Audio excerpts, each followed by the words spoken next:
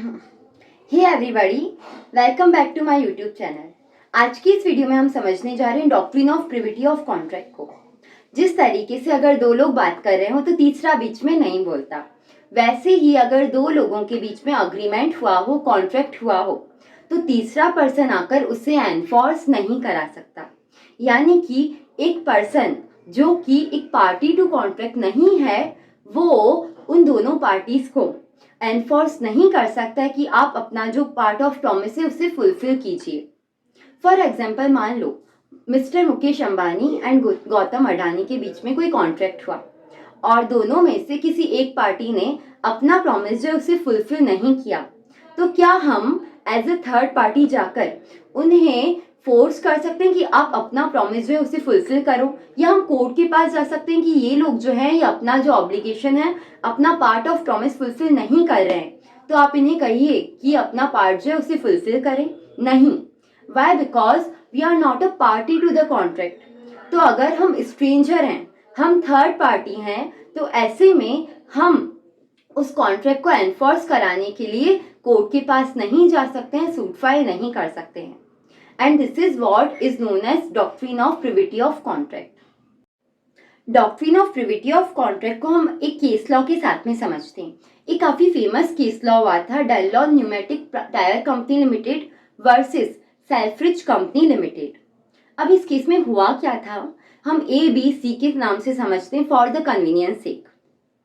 अब यहाँ पर हुआ ये कि एक टायर मैन्युफैक्चरिंग कंपनी थी, उसने एक डीलर कंपनी के साथ में कॉन्ट्रैक्ट किया कि जो भी टायर्स ये मैन्युफैक्चरिंग कंपनी डीलर कंपनी को सेल करेगी, ये डीलर कंपनी आगे एक फिक्स प्राइस के नीचे उन्हें सेल नहीं करेगी। और इस डीलर कंपनी ने वैसा ही किया। लेकिन आगे इस डीलर कंपनी ने जब इन टायर्स को रिटेलर कंपनी को सेल किया, तो उसने इन टायर्स को उस फिक्स प्राइस के नीचे सेल कर दिया। अब मैटर जो है वो गया कोर्ट के पास में। इस मैन्युफैक्चरिंग कंपनी ने इस रिटेलर कंपनी के पास ऊपर केस फाइल किया कि ये जो कंपनी है इसने कॉन्ट्रैक्ट को तोड़ा है। यहाँ पर कोर्ट ने डिसाइड किया कि जो रिटेलर कंपनी है वो originally a party to contract नहीं थी, तो कैसे आप इस कंपनी को बाइंड कर सकते हो उस कॉन्ट्रैक्ट के अंडर?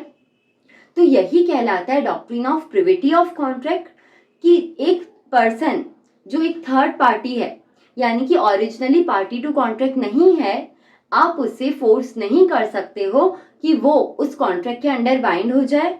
और वैसे ही एक थर्ड पार्टी भी दो पार्टीज के बीच में जो कॉन्ट्रैक्ट हुआ है उसके अंडर जो राइट्स हैं उन्हें एनफोर्स नहीं करा सकती है।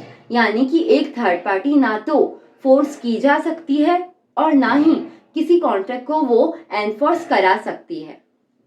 लेकिन हमारे पास में कुछ एक्सेप्शनल सर्कमस्टांसेस है, कंडीशंस हैं, जहां पर doctrine of privity of contract जो है वो होल्ड नहीं करता है, उसके एक्सेप्शंस होल्ड करते हैं। तो वो सर्कमस्टांसेस कौन सी हैं, आइए जानते हैं। पहली जो सर्कमस्टांस है, पहला जो एक्सेप्शन है वो है इन केस ऑफ ट्रस्ट। यानी कि ट्रस्ट के केस में एक थर्ड पार्टी जो है वो कॉन्ट्रैक्ट को एनफोर्स करा सकती है। अब ये कैसे हो सकता है? मान लो एक पर्सन है चीकू, चीकू के फादर ने चीकू के फेवर में एक ट्रस्ट डीड एग्जीक्यूट की। उस ट्रस्ट डीड में लिखा गया कि 1 करोड़ की जो प्रॉपर्टी है चीकू के फादर के पास में, उसे यूज किया जाएगा चीकू के बेनिफिट के लिए, और एक ट्रस्टी को अपॉइंट किया गया।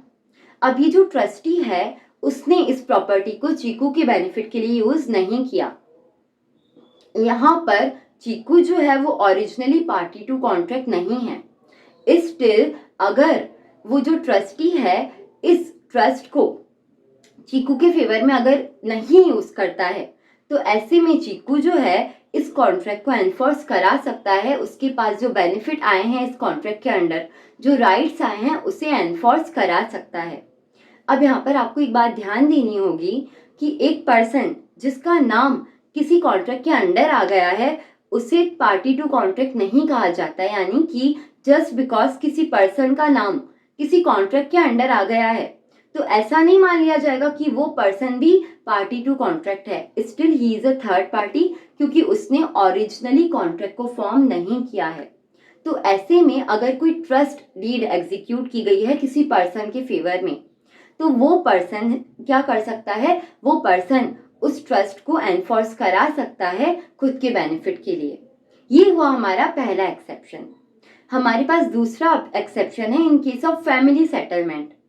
यानी कि अगर कोई फैमिली सेटलमेंट हुआ है, कोई फैमिली प्रॉपर्टी डिवाइड हुई है, तो ऐसे में वो पर्सन्स, वो फैमिली मेंबर्स जो कि ओरिजिनली पार्टी टू कॉन्ट्रैक्ट नहीं थे, वो भी अपने फेवर में, अपने बेनिफिट के लिए उस सेटलमेंट का जो डीड हुआ है उसे एनफोर्स करा सकते हैं। मान लीजिए एक हिंदू अनडिवाइडेड फैमिली थी, उसमें एक जो हस्बैंड था उसकी डेथ हो गई और उसने पीछे अपने काफी सारी प्रॉपर्टी छोड़ी। ऐसे में उसके जो दो सन थे उन्होंने आपस में कॉन्ट्रैक्ट किया कि जो प्रॉपर्टी है उसे कहीं इन्वेस्ट किया जाएगा और उससे जो भी रिटर्न आएगा उसे आपस में डिवाइड किया जाएगा। एक फिक्स्ड अमाउंट उस पर्सन की वाइफ यानी कि उन लोगों की मदर को दी जाएगी। अब अगर वो जो बेटे हैं वो अपना पार्ट ऑफ कॉन्ट्रैक्ट, अपना पार्ट ऑफ प्रॉमिस फुलफिल करने से चूक जाते हैं, नहीं करते हैं, तो वो जो मदर है वो इस कॉन्ट्रैक्ट को एनफोर्स करा सकती है, भले ही she was not originally a party to the contract, लेकिन वो फैमिली सेटलमेंट का एक हिस्सा थी। तो ऐसे में अगर फैमिली सेटलमेंट हुआ है और वो जो टर्म्स है कॉन्ट्रैक्ट के वो राइटिंग में है, तो ऐसा पर्सन, ऐसा फैमिली मेंबर जो कि ओरिजिनली पार्टी टू कॉन्ट्रैक्ट नहीं था, वो भी इस कॉन्ट्रैक्ट को एनफोर्स करा सकता है।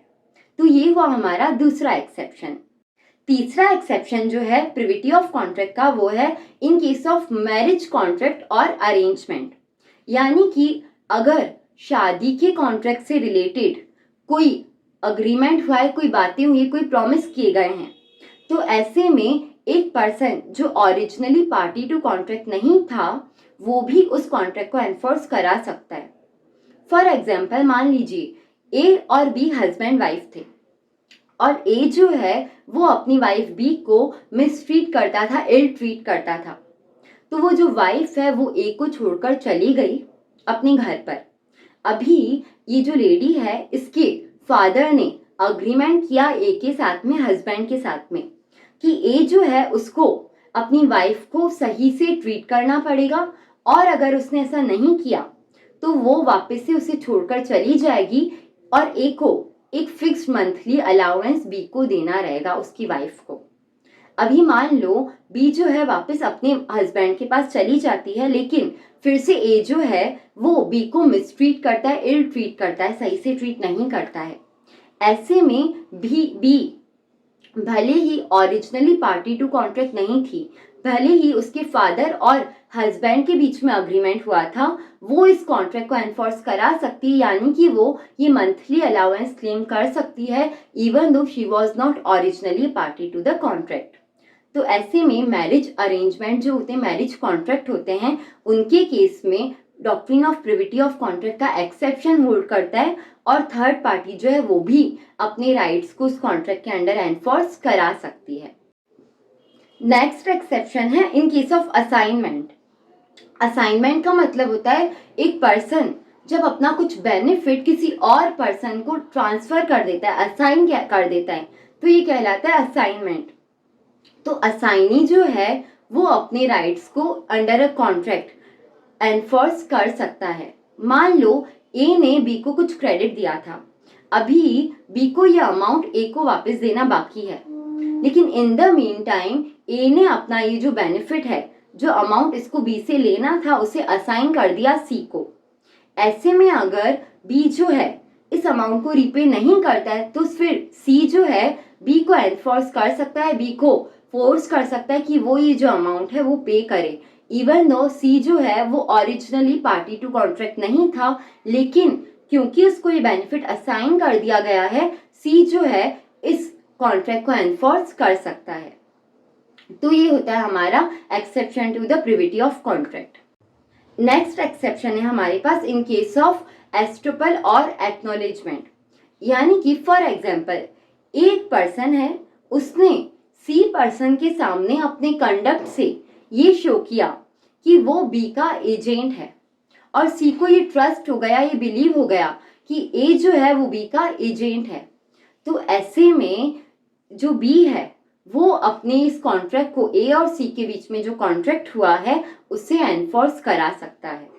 अगला एक्सेप्शन जो है हमारे पास वो है contract enter into bye an agent, यानी कि अगर कोई एजेंट प्रिंसिपल के बिहाफ पर किसी कॉन्ट्रैक्ट में एंटर करता है तो प्रिंसिपल जो है वो इस कॉन्ट्रैक्ट को एनफोर्स करा सकता है।